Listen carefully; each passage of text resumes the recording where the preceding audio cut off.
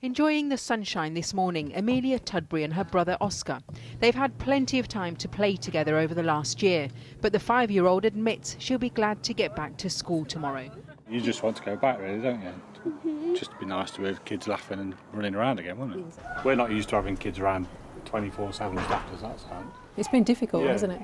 It's a weird situation for everybody, but they don't understand what's happening, a lot of it. To get back and see smiley faces, see the friends.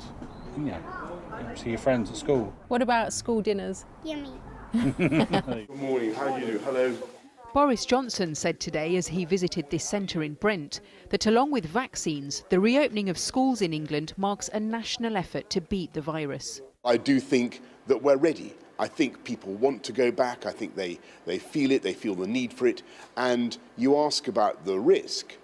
I think the risk is actually in not going back to school tomorrow, given all the suffering, all the loss of learning we have seen.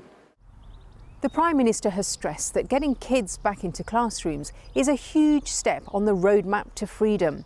But there are huge questions about that journey. Will the Big Bang reopening lead to an explosion in cases as millions of pupils, parents and teachers are back on the school run tomorrow morning? You sanitise your hands over to the yellow line. The government has defended the use of lateral flow tests in schools to find asymptomatic cases, after concerns were raised about their accuracy and false positives. Students will have 3 tests at school, but then be expected to test themselves at home twice a week. 15-year-old Ashley Crossley has already had her first test in preparation for going back tomorrow. It's very uncomfortable to do it, but it's also a good thing because I get to go back to school. Ashley and her 13-year-old sister Carmel told me it's been a struggle to homeschool, especially as they've all had to share the same room. All you can hear is just all the other teachers talking when we're doing our lessons. And I'm the only one with headphones downstairs, so that's been annoying. Yeah.